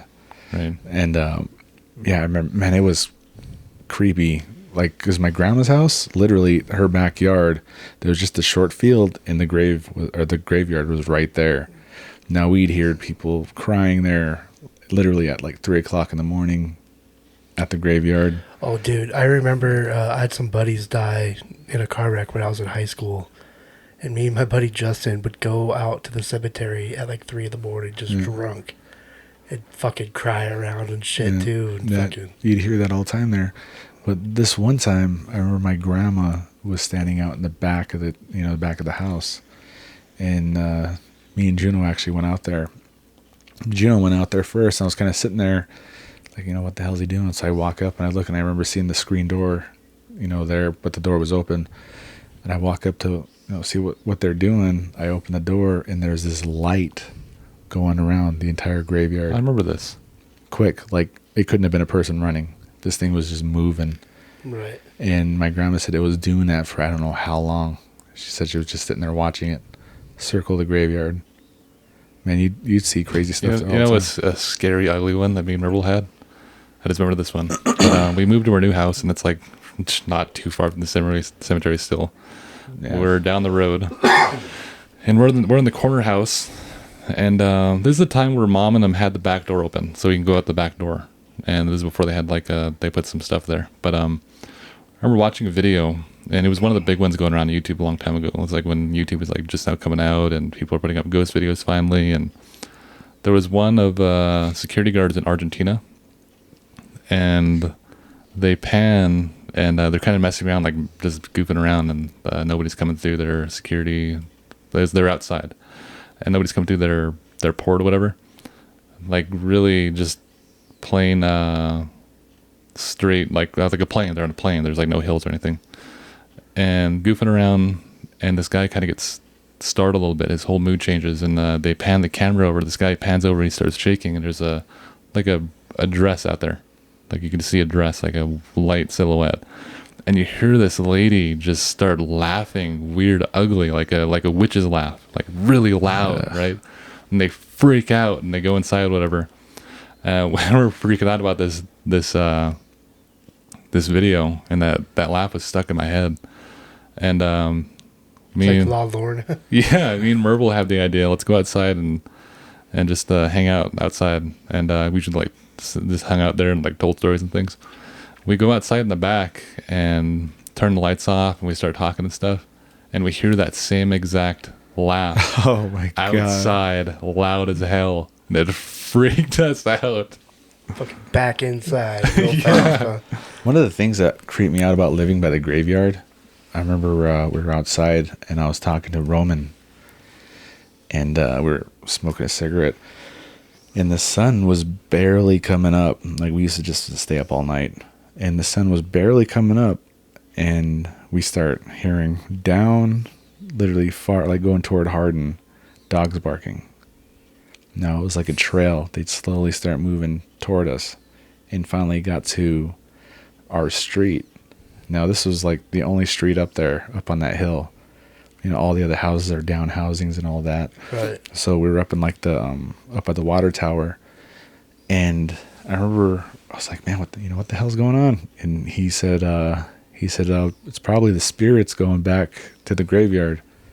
He said it's usually around this time, by sunrise, they say that the spirits make their way back. And I was like, that's kind of a creepy thought. But what creeped me out was when it got to our street, the dog would start barking at this house, and it would slowly move every house. These dogs were looking at the street, and this dog would be looking right here, and his eyes would follow something, and he'd be barking. And then the dog next door would be staring that way. And when we'd get in front of that house, same thing. That dog would watch something walk, and he'd start growling and barking at something. And then these dogs literally followed something. We didn't see anything. Followed something up going toward the road that leads to the graveyard. Oh, fuck. They were literally growling and barking. And I was just like, we were just sitting on the deck watching, and just the road and our yard, just that small space in between, we're just sitting there watching these dogs like literally turn their heads like they're growling and barking at something that we couldn't see. Right. Well, I got to apologize. My son's awake, and it's the noise you hear in the background right now. But man, I Have you remember had that. any more experiences at your house since then? No, not since the whole, well, I think we did hear toys moving again, like, later on, but I can't, like, tell you exactly how long ago Have you it was. thought about like what could be causing that, or besides the podcast? No, really, because, well, I don't know. That like, hallway where my kids' room is has always been creepy since I was a kid. Hmm. And here it wasn't until, like, recently I found out that my grandpa's mom, that was, like, her last bedroom before she died. Wow. So she ended up dying in the hospital, but she was staying in that room back in the 80s, the 80s or 90s. Yeah. And I never met the lady, but there's sometimes grandma thinks she sees her mother-in-law standing in front of her bed at night, Wow. but she hasn't in a long time. But she's never home too. She's always out and about. But I haven't felt anything do anything in forever. Like, I've been in and out of that house my whole life, Right. And it's just recently some weird shit started happening, and I have no idea what it is Or what's causing it, or what's causing it. I almost think it's just like, like looking into paranormal shit and like going to like ghost hunts and stuff brings stuff home with you. Yeah. And we haven't had our house blessed in a while, and I think it just needs, Right. kicked out. Right. So That's why we got to do That this makes place. sense. Right? Oh, you definitely got to do that to this place. I know. That's like not even a joke. I know. right. Yeah, I just think it's from all like the research and like I've always been into like dark shit, but like lately it's been like worse. I've been like really getting into the ghost stories and stuff. Right, and that's one of the things too with demons and how they work is they're able to come through imagery, sound, smell, Yeah. topics, things of I nature. burnt a bunch of cheese in my oven today. Probably scared them out. There's some smells. There's smells there for And sure. one of the things too is they have memory. So if a place is blessed or if a person is possessed and they get that cast out, the demon remembers you. They remember, because when they think about it, attachment is they take on the personality of the person. right. They'll take on the ambiance of the place. They'll give you smells of somebody. Familiar spirits. Right. And this is one of the big old things with demons. And this is something you don't really hear people talk about with paranormal, especially TV. Nobody talks Yeah. about how actual demon works. And you know what's weird I think about it is last year I was going through like a lot of depression. Right. Just from working the hours I was working and like not having enough money to get by still. Like, I was super depressed last year and didn't have any paranormal shit happen at my house. Interesting. But as soon as like I got over that depression, started working at a good job again, and we're not like struggling anymore, and like the house is happier, now we're getting weird stuff going Like on. it's trying to bring that back. Like, it's almost pissed off that it doesn't have that emotion to feed off Yeah. of. Right. And that's one of the signs, especially with possession, is depression. Yeah. And not saying you are possessed or anything, but when a demonologist comes in or if a priest comes in from the Vatican or something, one of the things they follow is the signs. It's depression, oppression, and possession.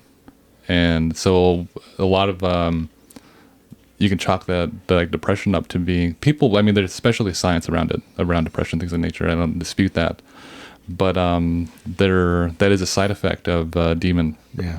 Right, the negative energy you just bring with depression. Right. And that's one of the things that you don't really hear on TV is how demons can interfere with your life. They can interfere with your finances. Yeah.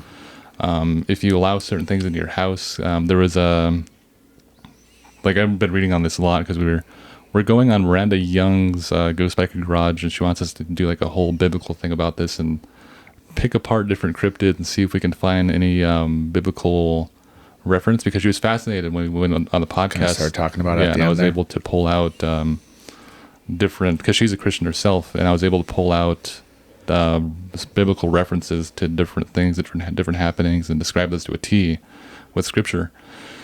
We should do And- a podcast on the Book of Enoch. I don't want to do that. Yeah, we're talking But about that. the way that the demon works is it's able to affect your finances. It's able to affect your relationships. It's able to affect your thinking, Your mood. your mood, and everything, and things of that nature. And when you get it cast out, they don't mention, like when you see a possession on TV, whether it's a movie or somebody investigating this on TV, which you don't really see people investigate possessions, because the huge thing about that is the Vatican. They don't allow people to tape that. Some of them do. Some exorcists do.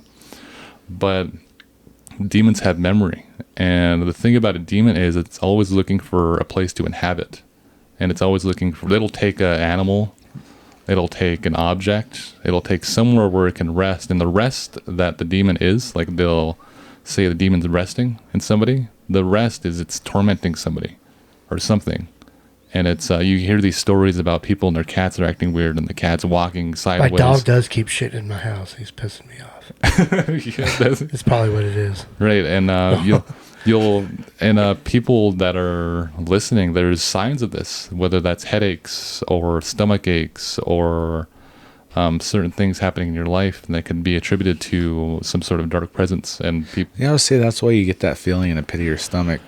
right, You know, when you sense something bad. right, because they say that's where your spirit rests. Yeah, rests. but that's one of the things we're going to get into with Miranda Young is how those can have effect, and especially because I know a lot of people dispute that, but there is a spiritual side of every person. Like we're a spiritual person or a spiritual being.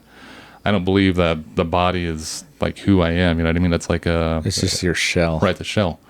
But when you're a spiritual being and you have this body and you have physical things tied to you, whether it's finances and things or your car and things of nature, and you have these things that are trying to come in or trying to revisit you, because demons will come and check on you. Yeah. And they'll make sure, like, are you still saved, or is your house still blessed? And or when they come back with how many more that are worse? right, 7 times more. 7 times more that are 7 times worse. Right. And they remember exactly, those get right back into the routine, and Because they know you. right. And demons don't act right away either, is they'll wait. Patience. Oh, Right. yeah. So you have all these investigators on TV and things, and they're trying to talk to a demon and try to mess with it. The thing about it is the demon's not going to answer you right then. No. He's going to wait. And then once you're more susceptible, whether you're at home or whether you're good with money or something, then it hits you. And you really don't know what's happening. Like your money's going low, your finances, your relationships are deteriorating, or your job, whatever, you get fired, or you're having problems, even problems with people in your workplace. Yeah. Is when something happens to you, we're not saying like everything's demonic, like every sickness is demonic, because you live in a fallen world. Not every financial situation is demonic. Not every, thought would be. Well, I guess thoughts they could be that way, but but do you think but you live in a fallen world, and you have a demon who's able to influence those things, Yeah. right? You know, I always thought, like, every time I heard about stories of past lives, I always thought that's what it was. Right. It wasn't your memory, it was the demon's memory. Right. Like you hear these kids talk about saying, oh yeah, like I remember living in this house at this address, this was my name, and this is how I died. Like, I don't think it's their memory of past lives. I think it was the demon that's trying to attach itself to this person. Oh, it could be. That could be that demon's memories. Right, and the way they snake their way into your life is through anything. It could be something small. And the thing I was saying about people, like you're butting heads with your boss or something. Yeah. Is there could be some sort of spiritual element to that, and people don't realize that if they get their house blessed, or they get themselves blessed, whatever, or they start because this is one of the things with entrepreneurs especially, is thought conjuring, or speaking things and speaking positively. Right. Speaking things into existence. Right. Yeah. And this is an actual real principle, and it works for many people. Billionaires talk about this. Your mindset. Right. And what they don't realize is that this is a spiritual thing. Yep. And when something bad happens, you immediately start saying, thank you. I thank you for this accident. Maybe it was a blessing in disguise, things of nature. You start thanking, and I guess thinking opposite what actually happened. And you'll find a lot of times when you start, especially with myself and everyone knows now, we study Bibles and things of nature. We grew up Christian, then we start praying, and you notice that a lot of those things start going away and things start clearing up, and it works. And you see, it's funny to see like billionaires talking about this and things of that nature. But the thing about demons they are able to snake their way into your life through different things, whether that's things you listen to or TV or a book you have or things of nature. They'll attach themselves to that. Long rant. Yep. Anyways. Yep. But we're going to be on with Miranda Young in July. We were on there, and this is funny though, because it's always when we do the podcast with somebody, when we're doing we'll call it a Zoom call because no one knows what StreamYard is. But some people know. Yeah, it's always when we're talking to somebody about like paranormal, we'll have something happen, but we never capture it on camera.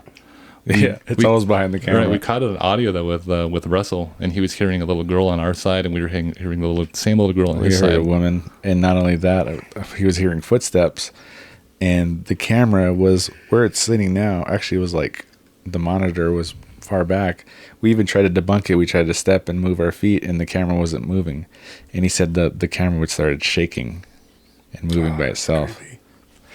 He literally smudged his house after we were done talking. That whole Halloween season, everyone was smudging their house I afterwards. know. I was like, dude, it got dark. Dude, I've yet to smudge my house since fucking any of this shit. So. Just letting it fester. Dude, it was creepy though. Before we heard that voice, it felt like something walked from over here behind me and went this way. Like I could feel it start moving.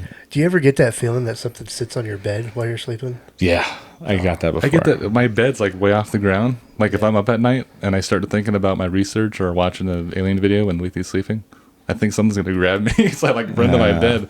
But it just, that feeling, I hate that feeling. Yeah. Right. But I always think something's watching me from that bathroom. Yeah. Do you feel that? Here and there? Once in a while, I'll glance at it. Yeah. I do. I catch myself. Always, you'll see me. I'll look over there. It's always that corner. And sometimes I'll think I see something behind that corner right there when I'm walking. I gotta double take. Right. See, I don't feel anything bad in that corner. It's your kitchen. I always fucking weird. Yeah, because you had experiences in there. That's why. Right. That's why and we always get our most activity in the kitchen, like with a cigarette or something. That's true. But that is the most active room in the house when it comes to people too. Right. Yeah. Usually game night and all that shit is all in there. Yeah.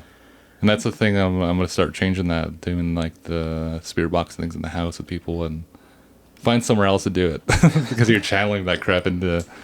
Right. Right. Yeah, that's weird, man. Yeah, that stuff's gross.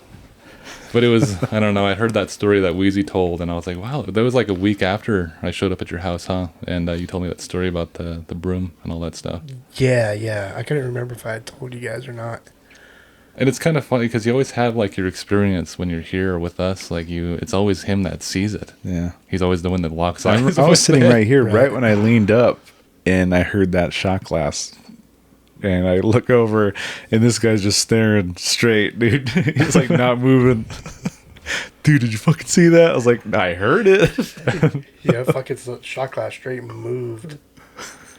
So is that all you got for the podcast? Oh, maybe. Yeah. What do you think, Aaron? Yeah, for now, for just bringing up some. Dude, random I gotta shit. probably have to work by myself tomorrow. And there's, I manage the parks, if you guys know. Right, yeah. And every time I get to this one park and I just start South Park thinking about it. No, it's Heimet. Really, Heimet? And the reason why, I'll tell you, I don't know if I told you this. Me and Steve went over there, and I think he dropped me off, or he met me over there. But I get off, and he's talking about running back to grab something. The storage room in that bathroom freaks me out. It's not. It wasn't the storage room. It was the ladies' room. I walk up to the door, and before I put the key in the door, now the doors are locked. This is in the morning. I open them every morning. I get to the door, and right when I put my key in, I hear slamming. Ooh, fuck. Loud. You recorded loud this and sent it to me. slamming. Like the fucking cops locked somebody in here again. And this was when Steve was working here, so there's no city police. Now, I hear the slamming. Just bam. Do the city bam, police close up now? Bam, bam. No, they're here. Do they close up the parks? Yeah, they're closing it up now. Oh, strange. I didn't know that. Yeah, since they're patrolling and all that, they can, go do it. So I hear this like bam, bam, bam, bam, bam, like that. It's just constant. I was like, what the hell is that? I walk around that wall, go to the back. Now this particular bathroom has vents, one of the bathroom stalls. It's the big stall. And I literally lean down, and this thing is just, you can hear it squeaking and slamming against the wall and closing. And literally I call Steve up. I'm like, hey, Steve, it sounds like there's, slamming around going in the bathroom. And he even told me, he's like, no, I can hear it over the phone. That's how loud it was. He said, I can hear it. And it's dead silent, at the parks in the morning. Right. Nobody out, people are at work, no kids at the parks. It's early. And he can hear it over the phone slamming. And he tells me, don't touch the door. Don't open it. Wait till I get there. And the reason why is because if somebody got locked in there, and, you don't know if somebody's going to try to attack you or anything like that. Disgruntled in there. No. So this person would be locked in there all night. Right. And so, like, thinking maybe somebody's trying to get your attention. And I wait. He finally pulls up literally like 30 seconds later. He pulls up and literally he walks around the corner where I'm standing, and you hear one more slam, and then we just hear it creak. And we go to the door. We open up the bathroom door, and the door is still creaking open.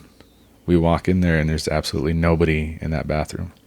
But every time I get to that park, and I always have my AirPods in, 9 times out of 10, I'm listening to a paranormal podcast. So I'm like, man, I start trying not to overthink it. Me too. I usually listen to the No Sleep podcast. Oh, God.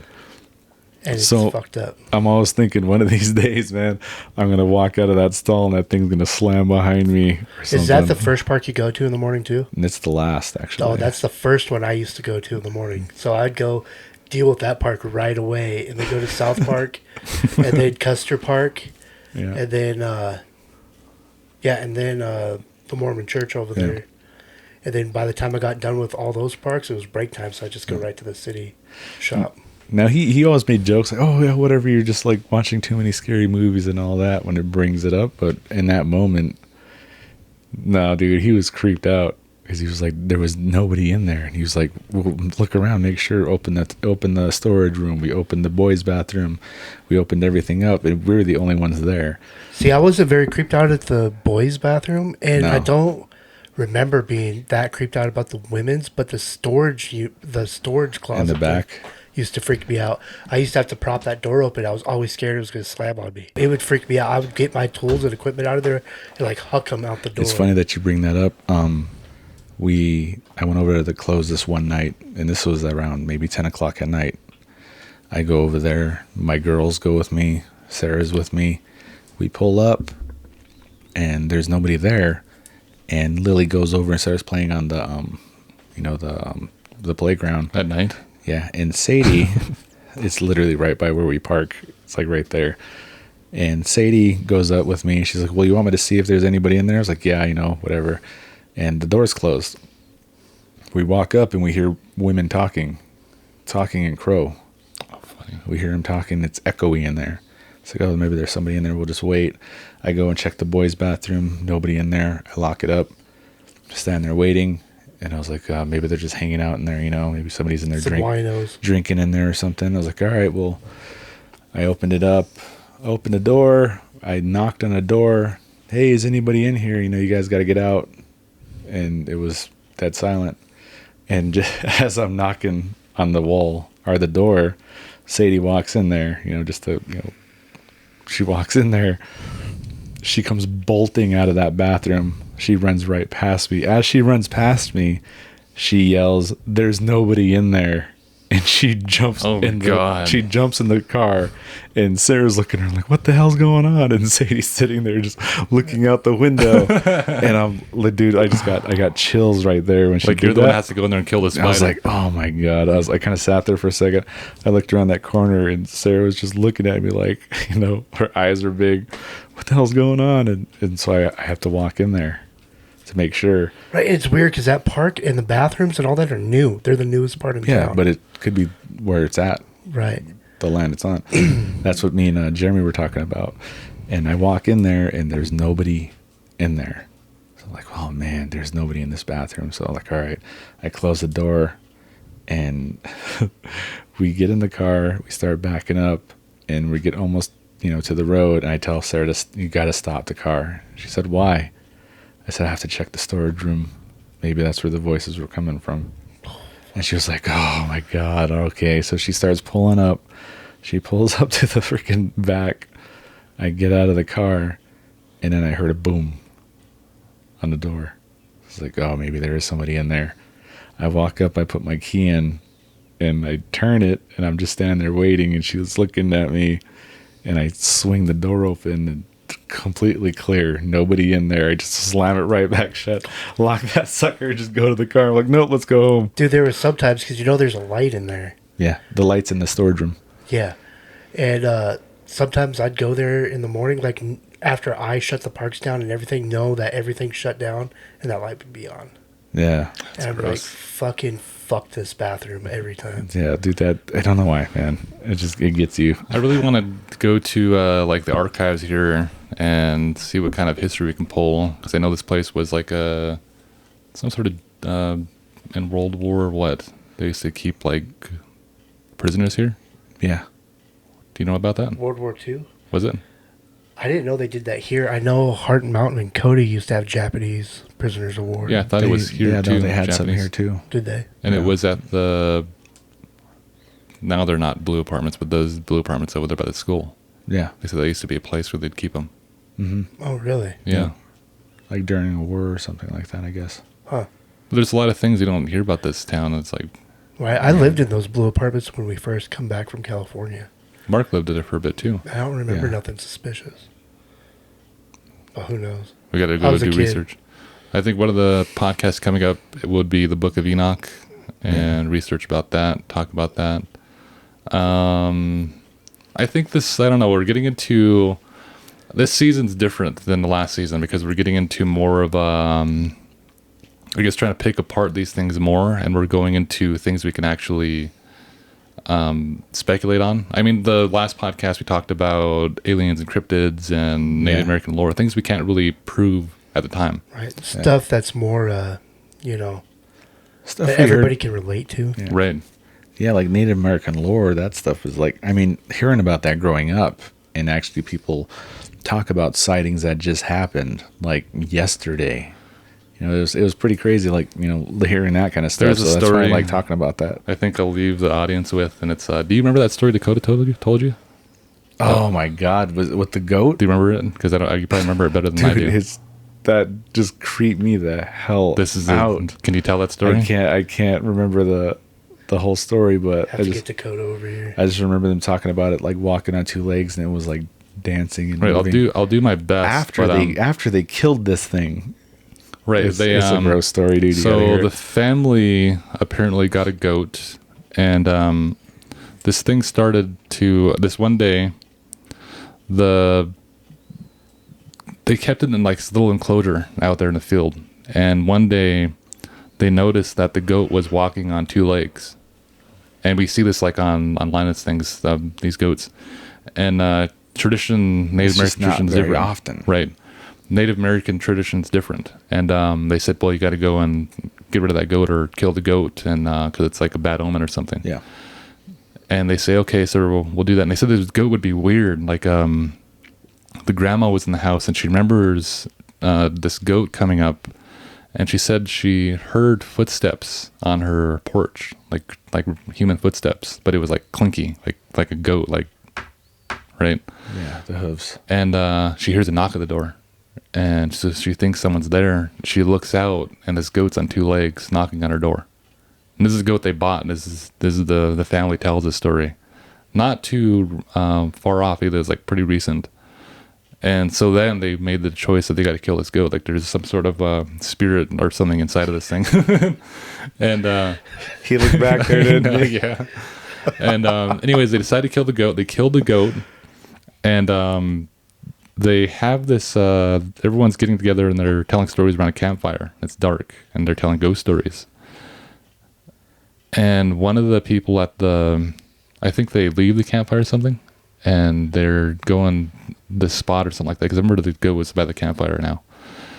And they said, when you guys got to put out the fire? And they turn around and the goats out there that they just killed. The scary thing about it is this goat was like doing a weird dance. Like it had its arms out and it was able to like move them like weird. Like a person. Like a person. Like he said, it had its arms outward and it was moving in a weird It was way. doing the wave. Yeah, it was, basically. like, doing the Squidward. Yeah. Right. So I'll leave you guys with that one. Alethea's got to do something out here, so I guess we'll wrap up here. Man, you just literally triggered a story on me I was going to tell, but I can tell it later. Okay, It's so- that goat man story I told you, or the devil right. Why is story. it goats, dude? Goats suck. So we're gonna goats. get to more podcasts like this if people like it. Just like bantering about random stuff and different topics. Maybe I'll tell that goat man story later. Right. Or they call it goat man, but it's the devil. Right. So you guys can go to fallenhour.com. We have some merch on it. We have some stickers. We're going to be putting up other things. You guys can purchase our notes. We'll sign those notes. We have a poster coming up also. The Fallen Hour poster, 3L poster. It'll be up for sale on the website. We're going to be ordering some new stuff. Everything Fallen Hour. Designing new posters. Right. Everything Fallen Hour. Visit fallenhour.com. My name is Sia Lenik. This is Marcus, Aaron Baker. Finger guns. And you're We're listening to Fallen Hour Radio. This one was all over the place.